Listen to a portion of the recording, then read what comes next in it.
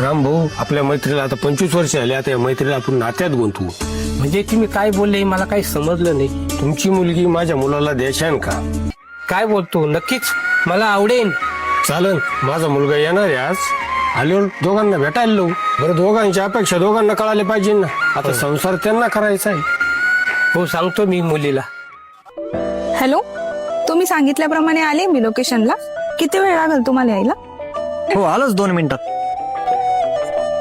Sorry, जरा उशीरच झाला यायला. आपण जास्त वेळ न वाया घालवता मुद्द्यावर यायचं. हो, नक्कीच. हे बघा, मी सॅक्रिफाईस आणि ऍडजस्टमेंट साठी लग्नाला तयार नाही. माझी लाईफस्टाईल आणि करिअरचे प्लॅन्स खूप मोठे आहे. तो इतकी स्पष्ट बोलतेस, आवडली मला. अपेक्षा काय आहे सांगू शकतेस? माझी पहिली अपेक्षा, मी लग्नानंतर जॉब सोडणार नाही. उलट मला परदेशात जाऊन मास्टर करायचं आहे. त्यासाठी तुमचा पूर्ण पाठिंबा हवा. नक्कीच, तुझ्या करिअरसाठी माझा पूर्ण पाठिंबा असेल. मलाही माझी पत्नी यशस्वी झालेली बघायला आवडेल. दुसरी गोष्ट, मला सासू सासऱ्यांची सेवा करण्यात जास्त रस नाही. मला माझा स्पेस आणि माझी प्रायव्हसी महत्वाची आहे. आणि हो, तुम्ही माझ्या कामात आणि राहणीमानात इंटरफेअर करणार नाही ही अपेक्षा. एकत्र कुटुंब आहे माझं. प्रत्येकाचा आदर करणं हे आम्हाला पण माहित आहे. माझी तिसरी अपेक्षा, तुमच्या घरी कार आहे? सध्या बाईक आहे, कार घ्यायचा प्लॅन चालू आहे. प्लॅन नाही, मला लग्ना अगोदर SUV घेतलेली हवी. आणि हो, तुम्ही एकत्र कुटुंबात राहता ना, मला लग्ना अगोदर फ्लॅट हवाय.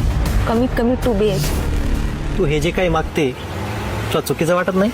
हे सगळं एका दिवसात पूर्ण नाही होऊ शकत. मी नोकरी करतो. मी सध्या माझ्या नोकरीवर स्थिर आहे.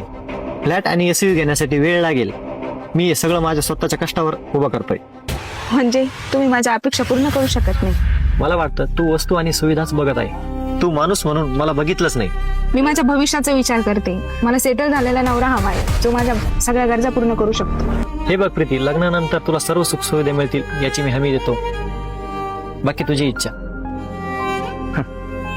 मुलीच्या आई वडिलांना वाटतं की आपला जावई वेल सेटल, निर्व्यसनी हवा. पण आजची खरी वास्तविकता वेगळीच आहे.